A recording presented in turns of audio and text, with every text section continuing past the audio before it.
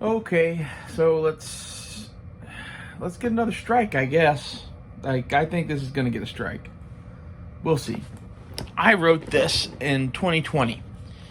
I called it Common Sense 2020, an open letter to the American people. Um, this is what I politically believe. This is what Americans believe. Um, to be clear, this is not a call to violence. This is not a. I don't know. You can make your judgment for yourself at the end, but this is what I believe. In order for society to exist, we must have laws. Laws exist to protect the rights of the minority or the weak from the power of the majority or the strong. The individual versus the state is the largest disparity of power we have. Just like I'm going to have to scroll, and it's not letting me scroll now. What the fuck? Okay, here it goes. Sorry. Start over. In order for society to exist, we must have laws. Laws exist to protect the rights of the minority or the weak from the power of the majority or the strong. The individual versus the state is the largest disparity of power we have. Therefore, the individual rights of each person should be the most protected rights of all. If laws exist, then they must be enforced, or they are not laws. Also add they must be fair. Thus, law enforcement must exist. If law enforcement exists, they will be hated by those whom they enforce it upon. However, law enforcement is prone to the abuse of power and should be tightly controlled by the people whom they serve. This issue is not political. We all suffer at the hands of law enforcement if it is corrupt. We all bear the results of suffering and injustice. Racism exists in the hearts of every man. Racism only flourishes in ignorance. Racism is better now than it has ever been. Black people got dealt a shitty hand of life many times in America, both in history and today.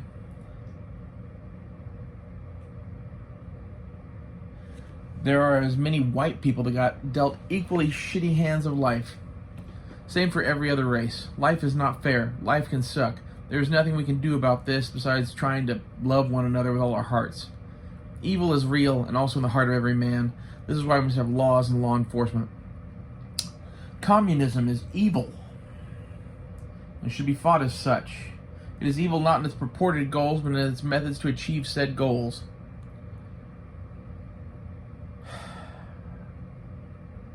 And in the inevitable failure of those methods, which results in a police state or a dictatorship. Some social services are both necessary and good. The creation of social services makes it to where any political party that takes the side of more social services being provided inherently gets the votes of those on social services. Likewise, their opposition becomes those with money who do not want to pay more taxes. This exacerbates the problem that is inherent in a two-party political system and causes polarization to occur in the parties. Political parties are inherently evil because they seek power at all costs and are amoral. Crony capitalism is as bad as communism. It just has a better PR department. The effect that a crony capitalist system can have on a two-party political system is extremely dangerous. It exacerbates the already polarized political system by spreading inequality and injustice, which results in more people on social services, which ends in creating an oligarch class and a serf class. This is not the way of your forefathers. This is not my way. This is not the way of the rifleman. The rifle is the most important political tool we the people own. It is perfect in its simplicity and its effectiveness. There are hundreds of thousands of riflemen in America today. They are likely reading this alongside you. This is where America's power comes from, not from politicians and not from money. Money and political power do not mean shit to the barrel of a gun. The rifle cannot be reasoned with, it cannot be bargained with, it just kills people. The only thing keeping it from doing so is the love, kindness, and compassion of its operator. Every time those in power abuse our power, they are shifting on the riflemen. The very men who are the only reason they have the power in the first place. This situation is unacceptable. These actions will build and build until we are fighting a second civil war. The innocent will die with the rest of us. Turn back now, change your ways, change our system, or the riflemen will do it for you. Our founding document, the Declaration of Independence, says, oh yeah, we're going there. We hold these truths to be self-evident, that all men are created equal, that they are endowed by their Creator with certain inalienable rights, that among these are life, liberty, and the pursuit of happiness, that to secure these rights, governments are instituted amongst men, deriving their powers from the consent of the governed, which I no longer consent, just FYI. That whenever any form of government becomes destructive to these ends, it is the right of the people to alter or abolish it, and to institute new government, laying its foundation on such principles and organizing its powers in such form as to them shall seem most likely to affect their safety and happiness. Prudence, indeed, will dictate that governments long established should not be changed for light and transient causes. And accordingly, all experience hath shewn that mankind are more disposed to suffer while evils are sufferable than to right themselves by abolishing the forms in which they are accustomed. But when a long train of abuses and usurpations pursuing invariably the same object evinces a design to reduce them under absolute despotism, it is their right, it is their duty to throw off such government and to provide new guards for their future security. A government that causes suffering and injustice to be spread and encouraged instead of squashed and punished is no government at all. The entire point of a government is for group security. So if it is punishing and enslaving you instead of protecting and serving you, then it is time for your future freedoms. It's time to secure your future freedoms by throwing off such government.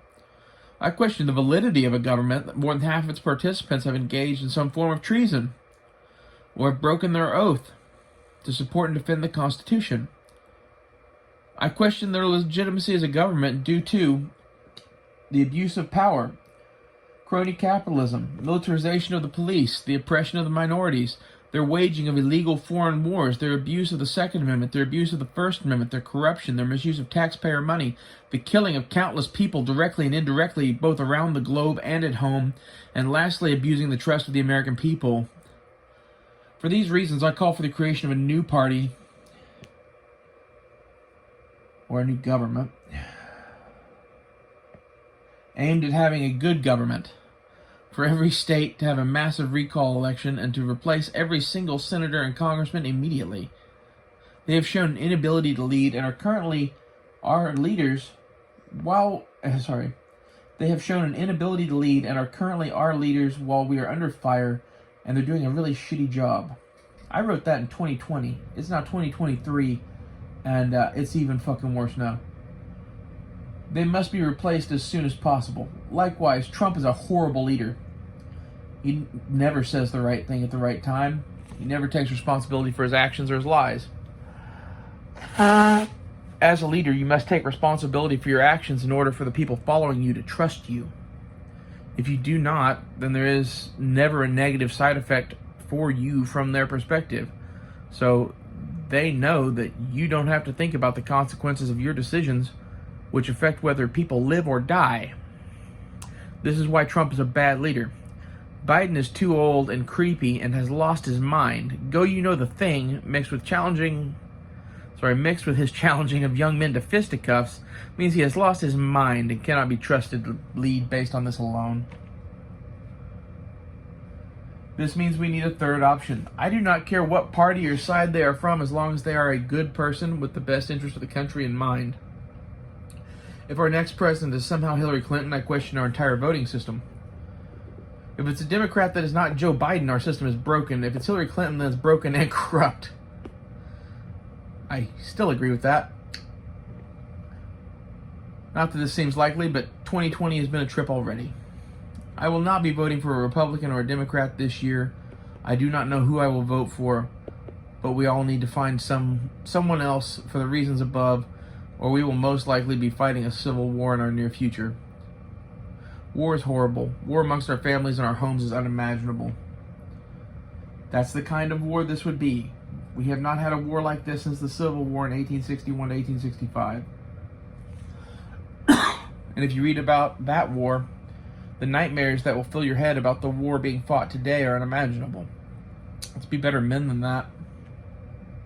Let's fix our government before it comes to that. But we must be prepared for the alternative, because it looks like it's more likely every day.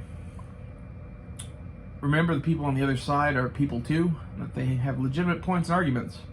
Listen to them and try to understand them. You might learn something. You might teach them something along the way too. Ignorance only lives where your light does not shine. I figured I'd end this with a quote from Tecumseh that I like. He said, "So live your life that the fear of death can never enter your heart. Trouble no one about their religion. Respect others in their view and demand that they respect yours. Love your life, perfect your life, beautify all things in your life. Seek to make your life long and its purpose in the service of your people. Prepare a noble death song for the day when you go over the great divide.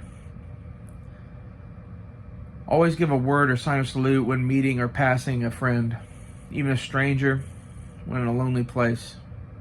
Show respect to all people and grovel to none. When you arise in the morning, give thanks for the food and for the joy of living. You see no reason to give thanks. The fault lies only in yourself. Abuse no one and nothing. For abuse turns the wise ones to fools and robs the spirit of its vision.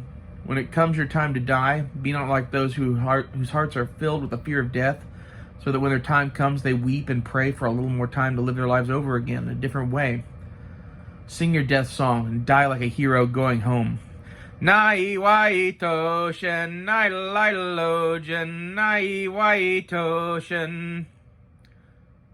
That's how I really feel. I signed this twice. Once on 06/20 of 2020, and just now.